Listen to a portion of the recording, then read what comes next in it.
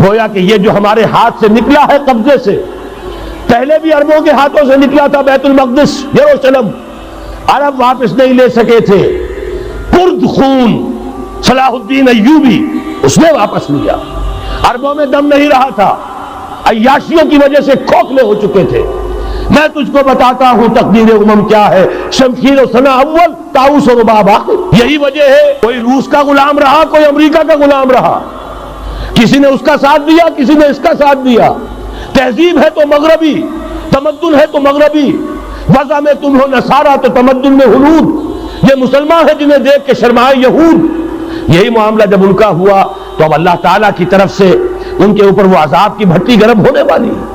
لیکن اس کے بعد پھر یہاں سے جائیں گے وہ جو ان کی مدد کریں گے، اور یہ ایلیا کو واپس لینے والے یہ مشرق سے چلنے والے لشکر ہوں گے۔ یہ اسی علاقے میں جب انقلاب آ جائے گا، یہ علاقہ خراسان اور پاکستان، جب یہاں نظام خلافت قائم ہوگا،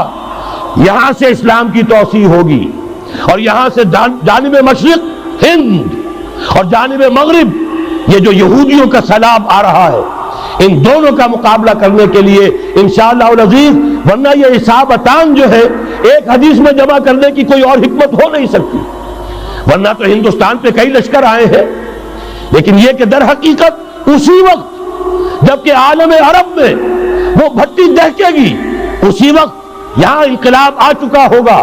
ایک طرف یہاں سے مدد کے لیے لشکر جائیں گے کہ جو مسلمان عرب جو ہے ان کی مدد کریں گے، حضرت مہدی کے جھنڈے تلے لڑیں گے، حضرت مہدی کی حکومت کو مستحکم کریں گے، جو اتبعون للمہدی، دوسری طرف وہ ہندوستان کی طرف پیش قدمی کریں گے، اور یہیں سے جیسے اس وقت سیلاب نکلا تھا جزیرہ نما عرب سے،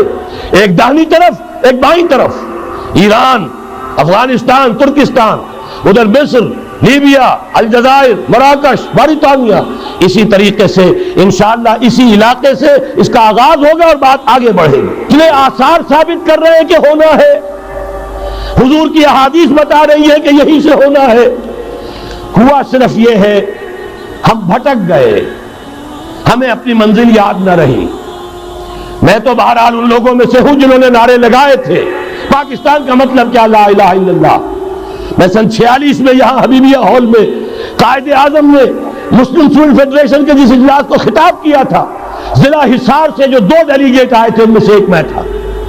میں نے بہرحال اس تحریک میں بھی حصہ لیا ہے، ایک ننھے کارکن کی حیثیت سے لیا ہے، پھر حالات کو بدلتے اپنے آنکھوں سے دیکھا ہے، ہم کہاں سے کہاں جا پہنچے ہیں۔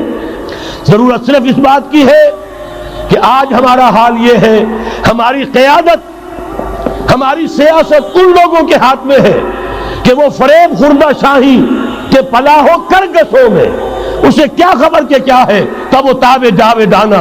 ان کی تہذیب مغربی، ان کی ذہنیت مغربی، ان کی وضاقتہ مغربی، ان کا تمدن مغربی، ان کی سوچ مغربی، ان کے سارے اطوار مغربی۔